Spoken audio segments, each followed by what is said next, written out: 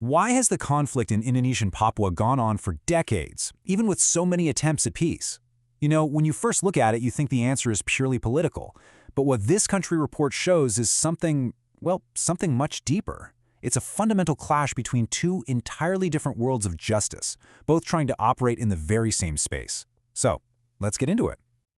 Here's how we're going to break it down. First, we'll set up Papua's enduring puzzle.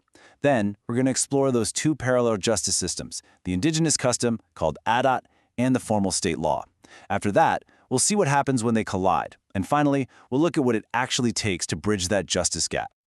All right, so let's start with the puzzle itself. We are talking about a conflict where, for decades, solutions imposed by the state have just failed. Things like top-down development projects that totally ignored land rights or military operations, they just haven't brought lasting peace or really addressed the core issues for the Papuan people. Yeah, that's over half a century. I mean, even a huge policy like special autonomy or OTSUs, which was supposed to give more power and resources to the region, it's pretty much seen as a failure. So many Papuanians feel like it was just pushed on them, and its key promises were never really delivered. It just goes to show that something much, much deeper is being missed. And this brings us right to the heart of the matter. Why do these top-down solutions keep missing the mark? Well, the answer this report points to has less to do with policy and procedure and everything to do with a clash of worldviews about what justice even is. So to really get that clash, we need to meet the first of two parallel, let's call them operating systems for justice in Papua. This one is adat, the indigenous customary law that's governed Papuan society for generations.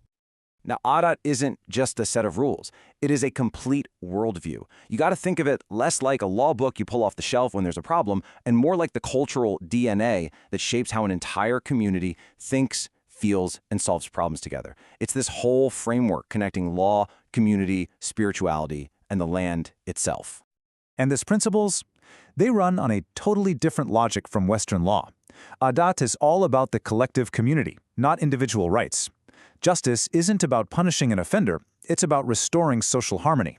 And land, or ulayat, it's not some commodity you can buy and sell. It is the spiritual and ancestral map of your identity. I mean, these aren't just small differences. They are fundamentally opposing ways of seeing the world. So who upholds this system? Well, it's leaders like the Ondo Afi. Their authority doesn't come from an election or a government piece of paper. It's passed down, it's spiritual, and it commands incredible respect. They don't just judge disputes. Their real job is to heal the community's social fabric. Okay, now let's switch gears and look at that second operating system, the formal Indonesian state legal system. This is a much more recent arrival, something inherited from a Dutch colonial past, and it's built on a foundation that's probably going to feel a lot more familiar to many of us. It's a classic three-tiered structure, right? A case kicks off at a district court, it can be appealed up to a court of appeals, and then the final stop is the Supreme Court. It's a very linear, procedural, and formal process, all designed for consistency and predictability. And the state has passed laws that deal directly with Papuan issues. Besides special autonomy, you've got the Basic Agrarian Act. And this one is crucial because, in theory, it creates a legal path for customary land rights, the ulayat, to be officially recognized and protected by the state. But, as we're about to see, recognition on paper and actual justice in practice can be two very, very different things. So you've got these two profoundly different systems. One is communal and spiritual, the other is individualistic and procedural. What happens when they're forced to interact? Well, you get friction, you get confusion, and sometimes you get these weird hybrid solutions. The most explosive point of friction, it's almost always land. For an indigenous community, land is everything. It's your identity, it's your ancestors, it's life itself. But for a corporation, or even the state, it's often just seen as an economic asset you can transfer, a line item on a balance sheet. These two views aren't just different, they are on a direct collision course. And sometimes the state system actually shows enough flexibility to see across that divide. Take the Bopley case. A man was accused of theft for harvesting palm oil from a plantation, but the judge looked deeper, saw that the man was on his own customary land, and acquitted him. In that moment, adat law was actually seen and upheld by a state court. That's a huge win. But then you get the Bangku case, and it shows you the devastating inconsistency. Here, a man clearing his traditional land for a farm was convicted of property destruction. The judge just dismissed his customary claim without in-depth study and prioritized the corporation's rights instead. For an indigenous community, this is the terrifying reality. It's a lottery. Which judge will you get? Which world's rules will decide your fate?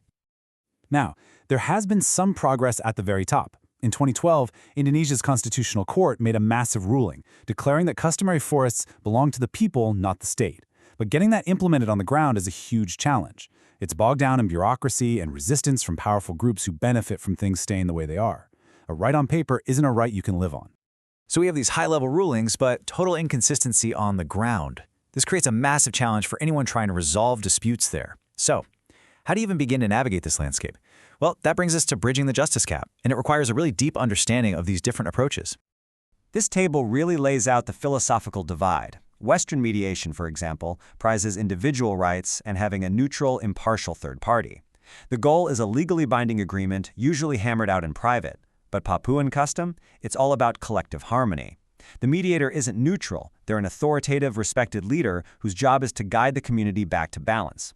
The whole process is public and full of ritual, and the outcome isn't a signature on a contract. It's restoring the social order for everyone. So, for any mediator or practitioner, the absolute key is adaptation. You can't just parachute in with a Western model. I mean, imagine trying to get two parties to sign a confidential agreement. That whole idea might be completely meaningless there. A process that actually works might look more like a public ceremony, led by an elder, where the goal is a shared meal to show that harmony has been restored. You have to design the process with the community, and you have to acknowledge the history that is always in the room. And this points to what might be the single biggest failure of the state system. The Special Autonomy Law specifically promised a Truth and Reconciliation Commission to deal with past human rights abuses. 2 decades later, it has never been set up. This one broken promise leaves the deepest historical wounds totally unaddressed, and that creates a profound sense of injustice that no single court case could ever fix. Which leaves us with this final, really challenging question. When you have two legal worlds, one ancient and holistic, the other modern and procedural, both operating on the very same land, what does true justice actually look like? It seems pretty clear it has to require more than just laws written down in books. It requires recognition, it requires humility, and it requires a genuine willingness to try and see the world through someone else's eyes.